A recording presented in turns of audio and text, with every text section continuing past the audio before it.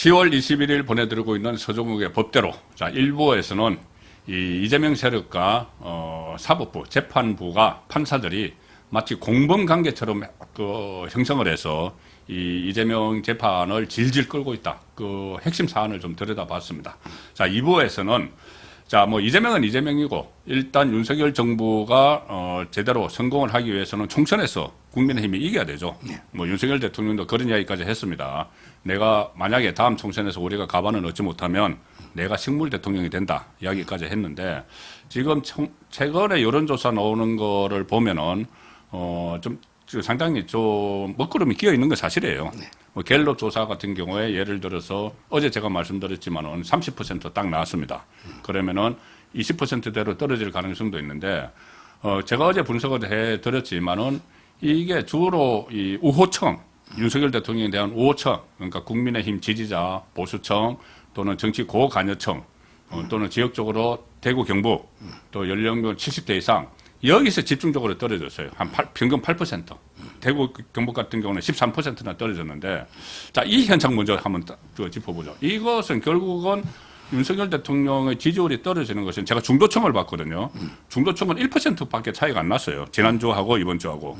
그러면은 결국은 3%포인트가 떨어진 것이 이 우호청에서 윤석열 대통령의 우호청에서 실망을 했다 이렇게 보는데 그 중에서는 이제 김계현 체제가 다시 시즌 2가 들어가는 데 대한 것 이런 것도 좀 있는 것 같고 전반적으로 저거 왜 이렇게 밀리느냐 그런 데 대한 불만 아닐까요?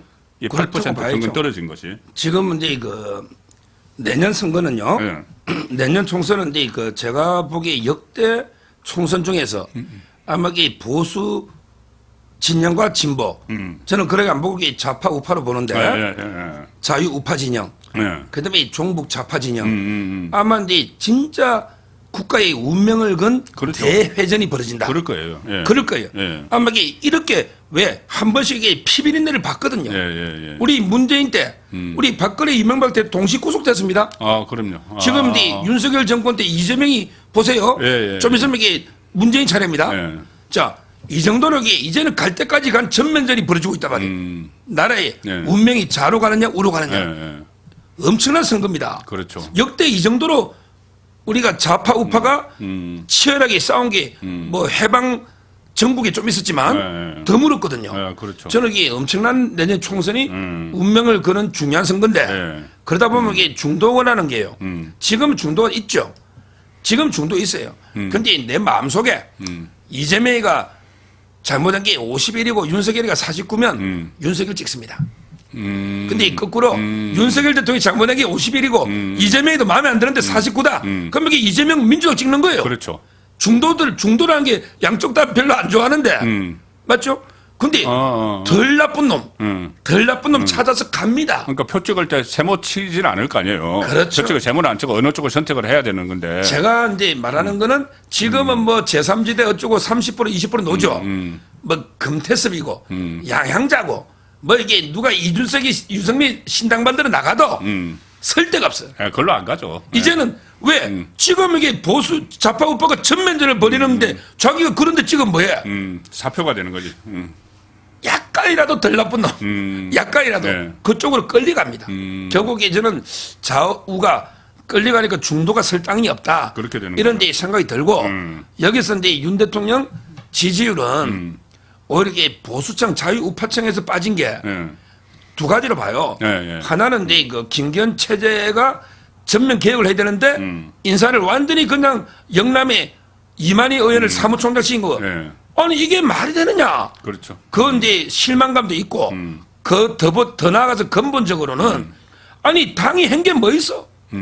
대통령이 코피까지 흘려가면서 큰 국정방해 맞잖아. 그러면 이게 당이 전면적으로 나서서 그걸 뒷받침해주고 홍보도 하고 야당하고 싸워야 되는데 지금 이게 어디서 숫자 가지고 싸우는 게 아니잖아. 근데 자기들은 야 우리 뭐 병렬속도 안 되는데 저 어떡하냐? 매일 무기력하잖아.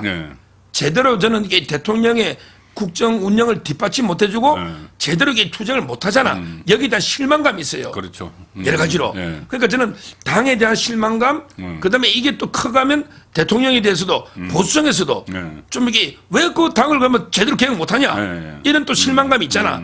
그래서 보수층에서 좀 많이 빠져나간 것 같아요. 그렇죠. 지금 지지율이 이렇게 봅니다. 그렇죠. 그러니까 지금 일단은 뭐 선거가 6개월 남았으니까 뭐 그 외연 확장은 선거 때마다 나오는 이야기예요. 외연 확장도 중요하지만 일단 초석을 단단히 해놔야지 거기서 이제 외연 확장도 하고 하는 건데 어제 갤럽 조사 결과를 보면은 이 초석이 흔들리고 있다는 저는 그런 느낌을 받았거든요. 딱 그러니까는 우호청에 대해서는 절대적인 지지를 보내는 콘크리트 지지층이라는 게 있어야 되는데 그 콘크리트 지지층에서 약간의 지금 균열이 오히려 생기는 게 아닌가. 어찌 갤럽 조사만 제가 분석을 해보면 그렇습니다.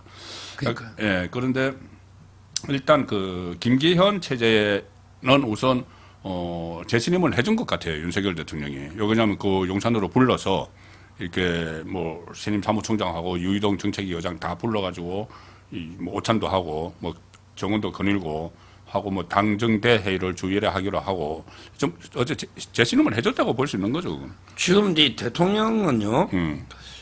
대안이 있냐? 네. 대안이 그렇죠. 있냐? 네. 일단은 이게 김기현 체제로 좀 조용하게 차분하게 가다가 뭐 나중에 이제 뭐 공천 심사 이런 데서 좀 제대로 또는 이게 혁신이나 뭐 이런 걸로 이게 한번 해보자 이런 게 방향을 잡은 것 같아요.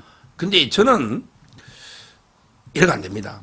제가 저번 방송에도 이 대통령께 쓴소리를 했지만 제가 하는 쓴소리하고요. 제가 하는 쓴소리하고 저게 이준석이나 유승민가 하는 소리 틀립니다. 그건 쓴소리가 아니죠. 그 제 방송을 몇 년 동안 보신 분은 제가 윤 대통령이 얼마나 지지하고 좋아하는지 알 거예요. 그럼요. 저는 진짜 이게 우국충정으로 하는 말인데 김기현 체제로 가면요. 수도권에 필패입니다. 제가 보기에 역대 최약체 지도부입니다. 그 어떻게 됐습니까? 태영호 막말로 사퇴해버렸죠. 태영호. 김재원도 그렇고. 김가람이가 들어왔나요? 태영호. 그다음에 김재원이는 정가한 목소리 해가지고 하다가 지금 이게 징계 중에 있죠. 그렇잖아요. 1등의 사람이. 그다음에 홍준표하고도 또 싸웠잖아. 그러니까요. 하여튼 김재원이 지금 징계 중이잖아. 태영은 아예 사퇴했고. 그렇죠. 그다음에 뽑힌 사람 중에 조수진. 지금 여기 목동에서 엄청나게 고전해요. 왜냐하면 쌍방울이 500만 원, 뭐 KH그룹이 500만 원 후원 받는 것부터 막 목동에서 온갖 구설수가 나와요. 지금 여기 방송도 실은애가 그때 뭐 밥 한 그릇 다 묵읍시다 이래가지고 그때 기억나죠? 지금 이게 모든 방송도 그만뒀잖아요. 한 그릇 다 먹죠. 투쟁력이 옛날에 언론사 기자할 때 그 투쟁력이 이제 안 보입니다. 그러다가 그렇네. 몸도 좀 안 좋다는 말이 있어요. 눈이. 건강 문제. 그러니까 조수진도 옛날 활약을 못 하는 거예요. 모든 구설수에 올라. 그렇죠. 그다음에 김병민, 얘는 착하죠. 뭐 제 친한 동 착하죠. 근데 존재감 있게 뭐 말하는 파이터는 아니잖아. 그렇죠? 거의 뭐 언론에 많이 노출 안 되잖아. 지금 이게 장애차 혼자 청년 계속 모든 일에 장애차가 뛰나가 싸워. 근데 그것도 한계가 있는 거예요. 너무 어린 사람이 또 튀면 이준석처럼 생각하는 사람도 있거든요. 지금 이게 지도부가 역할을 못 해요. 그렇네. 제대로 하는 사람이 없단 말이에요. 김기현도 문제지만은 김기현 문제고. 김기현 체제의 최고위원회 지도부 자체가. 솔직히 김기현 이분이 원래 그 태화강만 건너면 아는 사람이 없었거든. 울산에 태화강 건너면 아는 사람이 없었어. 근데 뭐 때문에 이랬냐? 송철호 때문에 반사이익을 얻은 거예요. 그때 울산시장 하면서. 송철호 막 한때 핍박받고 그때 선거 조작. 표적 수사. 그러면서 인지도 좀 떴죠. 이분이 독자적으로 빚을 낼 수 있는 발광체가 아닙니다. 근데 윤 대통령이 그때 만만하니까 내리꽂았지. 만만하니까 야, 없다. 나경원 친해. 진정체제 하기 위해서. 안철수 친해. 그렇죠. 김기현이 내리꽂은 거 맞잖아요. 우리가 인정할 거는 인정하고. 그러니까 진정체제 구축을 한 거죠. 그러니까 김기현이 대표가 스스로 빚을 내는 발광체라가 대표된 거 아니잖아. 그렇죠. 근데 이게 이제 한계가 있는 거예요. 최소한 저는요. 당대표 정도 총선 때 당대표는 대권 주자급은 돼야 됩니다. 그럼요. 미래를 보여줘야 돼요. 제가 보기에 결국 저는 한동훈 원희룡이밖에 없다 봐요. 그렇잖아요. 미래를 보여줄 수 있는 누가 있냐고. 오세훈 시장이 이제 못 노니까. 이렇게 교체해야 됩니다. 저는 전면적으로 뭐 비대위든 뭐든 김기현 체제를 안 되고 전면적으로 이제 에이스로 무슨 말이냐면요. 위원장만 바꾸자는 게 아니고 저는 위원까지도 아, 그렇지. 이게 위원까지도 최고 대선 주자급으로 드림팀으로 꾸미라. 무슨 말이냐면 예를 들어 한동훈이가 위원장이다. 비대위원장이다. 뭐 원희룡이다. 그러면 그 밑에 누가 오느냐? 안철수, 나경원, 뭐 전부 있잖아. 아. 최고 에이스들로 위원을 꾸미라 이거지. 그리고 집단지로 가든 뭐 어떻게 네. 가든 이렇게 구성해야지. 지금 초선도 없고 그 지도 무슨 최고위가 힘이 있습니까? 이거 있으면 많으냐 말이에요. 저는 역대 최강의 드림팀으로 대선 주자급으로 한번 비대를 구성해 보자. 위원들까지. 우리 보통 위원장만 생각하잖아. 그렇네. 위원까지도 한번 최강으로 한번 구성해 보자. 네. 이렇게 저는 제안합니다.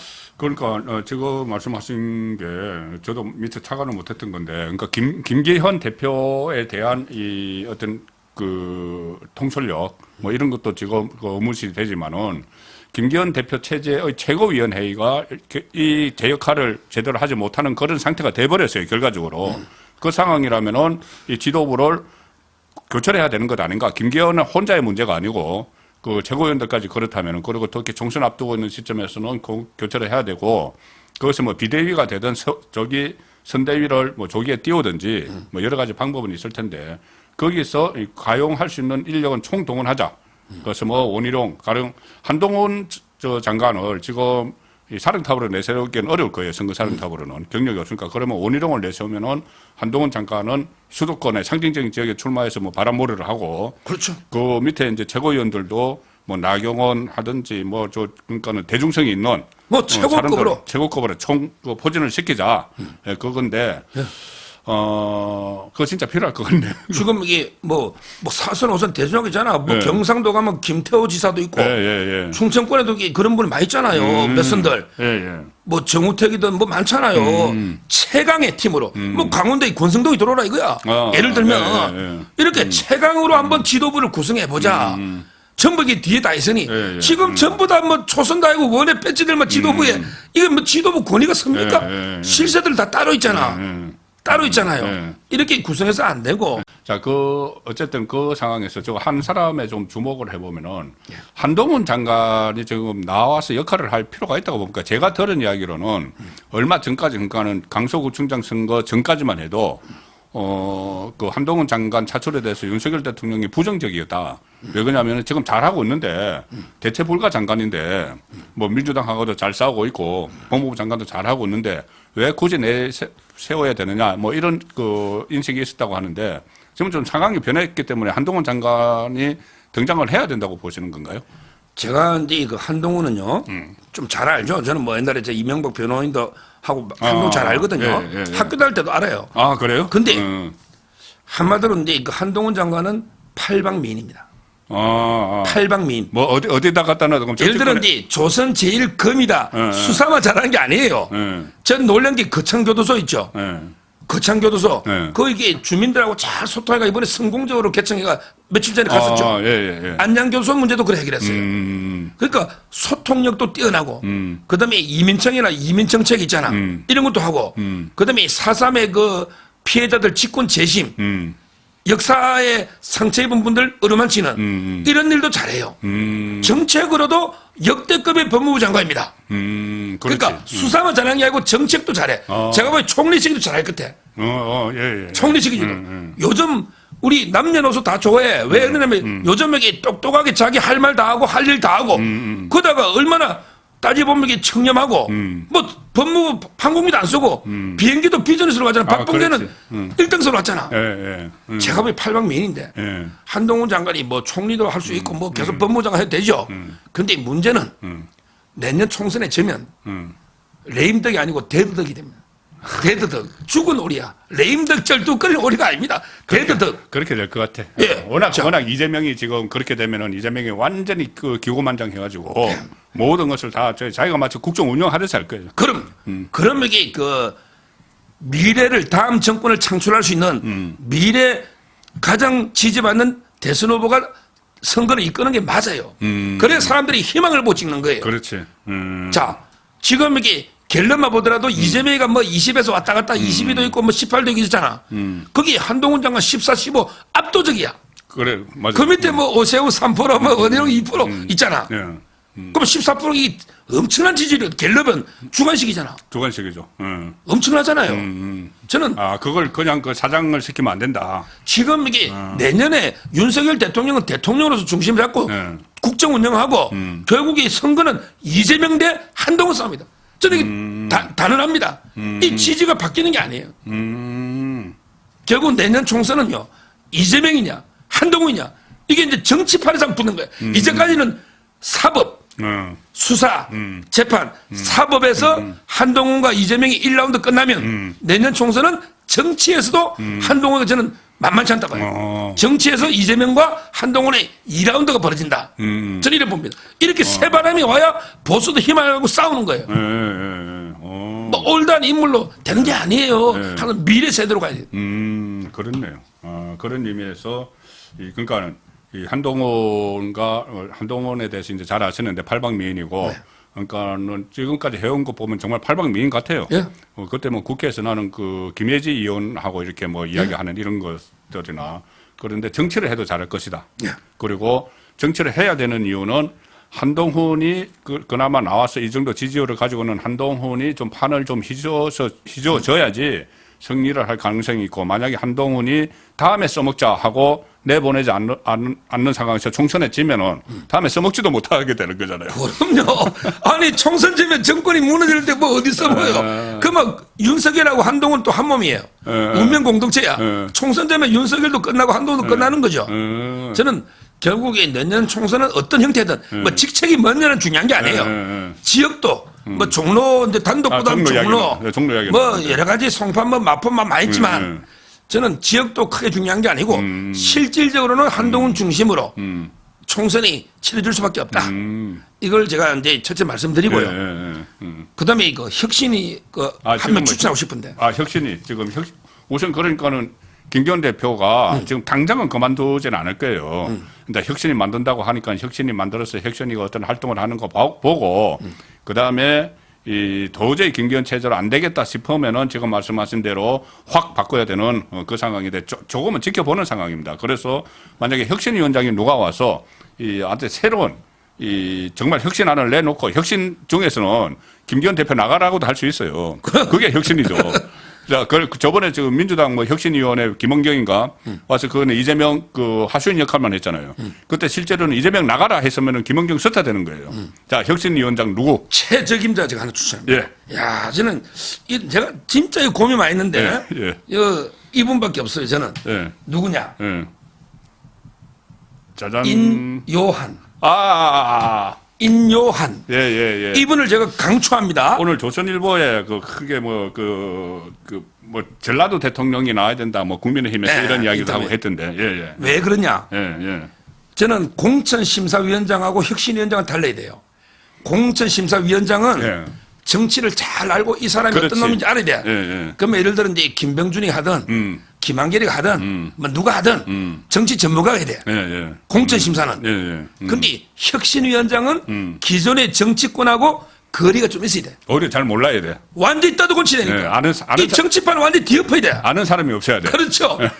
정치판을 뒤엎어야 되잖아. 정치에는 관심이 많은데 현실 정치인하고 아는 사람이 없고 때가 안 묻은 거죠. 그렇지. 그리고 뭔가 내가 걸리는 게 없고. 그럼요. 인요한 이분이 훌륭한 집안이고 우리 애국자 집안입니다. 맞아요. 그 정조부가 선교사로 온 거예요. 그리고 조부 있잖아. 할아버지가 3.1운동을 한 사람이에요. 그리고 거기 대학도 한남대 설립했죠. 이분도 특별 기와 1호입니다. 그렇지. 전라도에서 태어나기는 특별 기와 1호입니다. 우리 정조부부터 우리나라의 귀한 집안 더무입니다. 이런 애국자가 없어요. 그렇죠?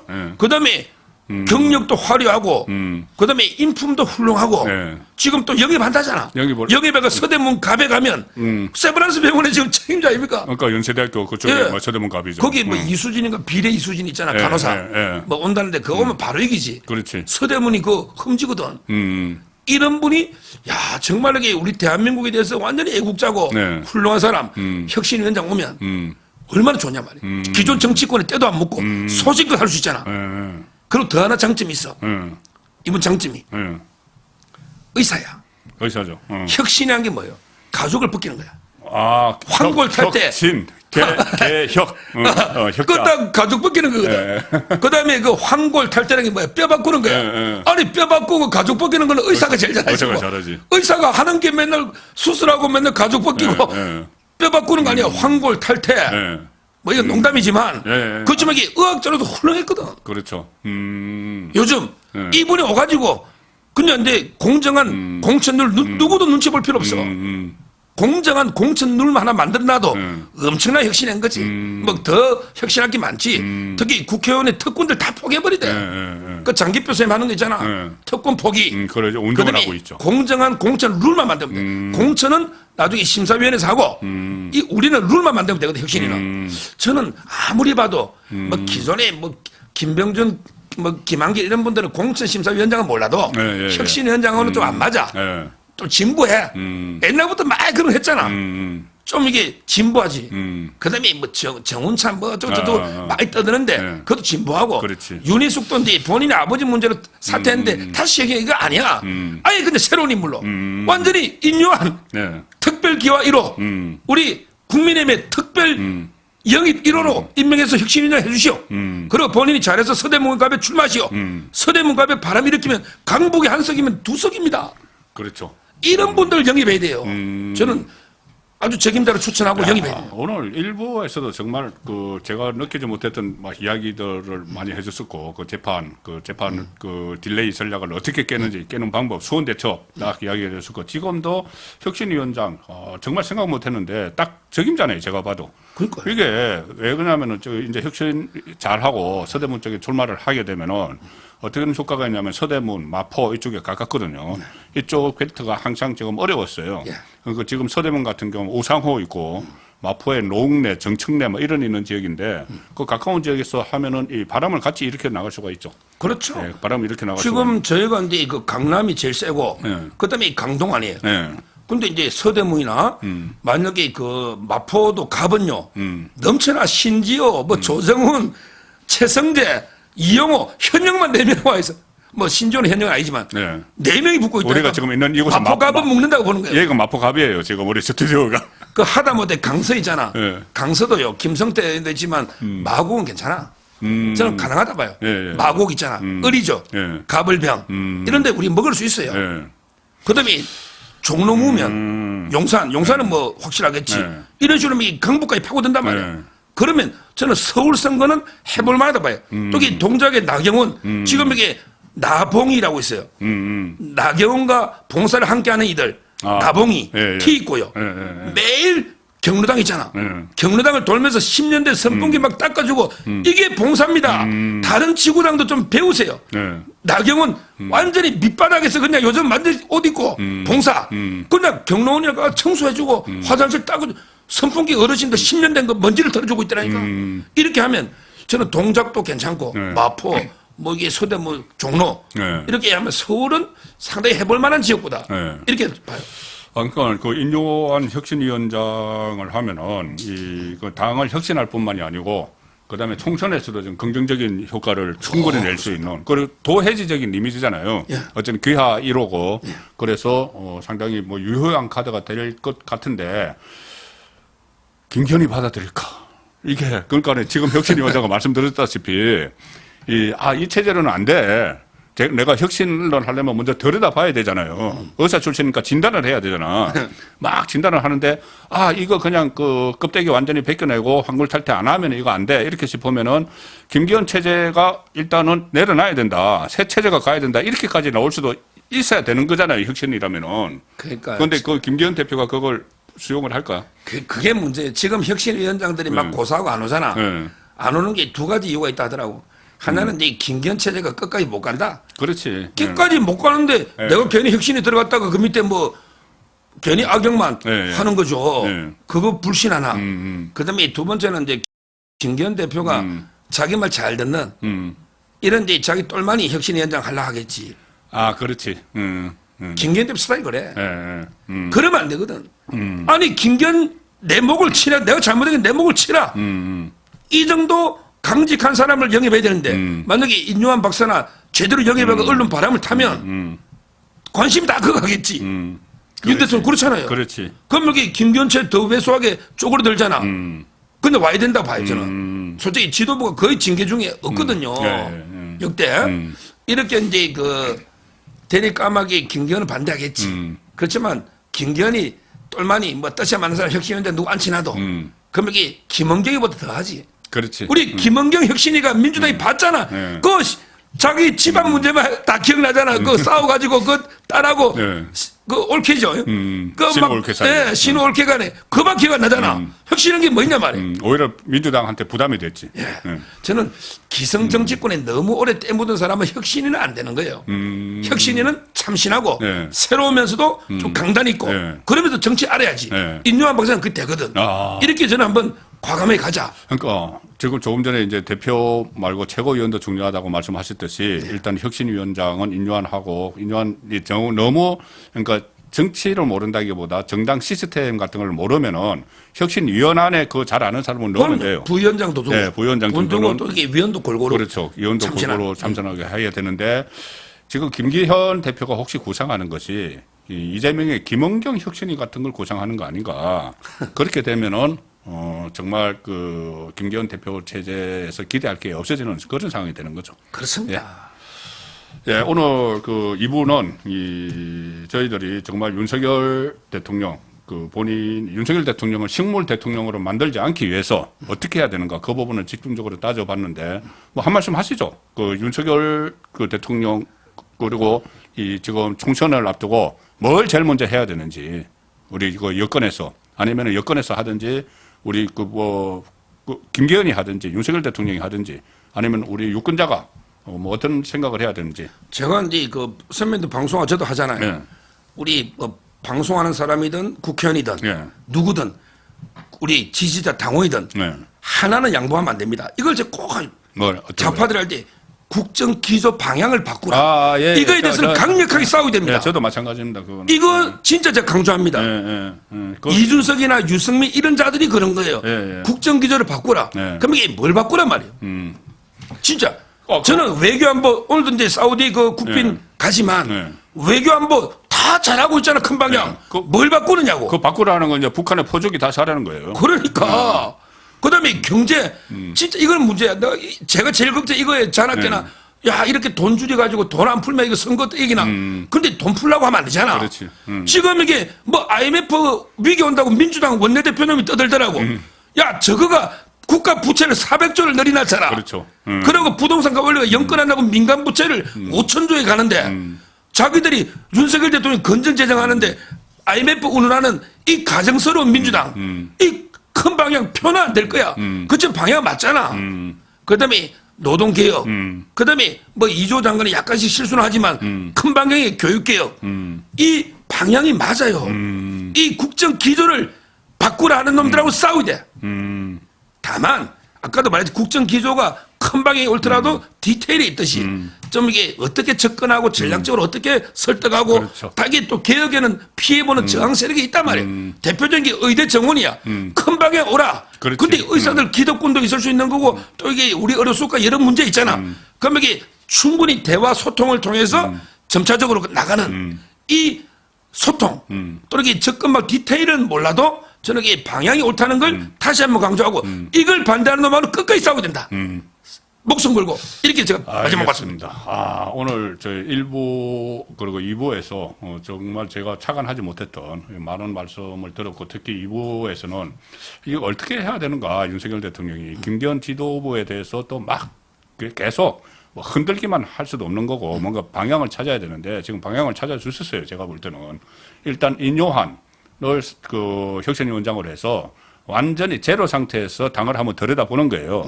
들여다봐서 김기현 체제로 안 되겠다 하면 그것까지 건의를 할 수 있는 사람이잖아요. 그리고 아니다 김기현 그래도 유지를 하고 보완을 하면 된다. 만약에 그런 결론을 넣으면 이제 그쪽으로 가면 되는 것이고 그 상황에서 한동훈 아끼다가 뭐 된다. 이번에는 꼭 써먹자.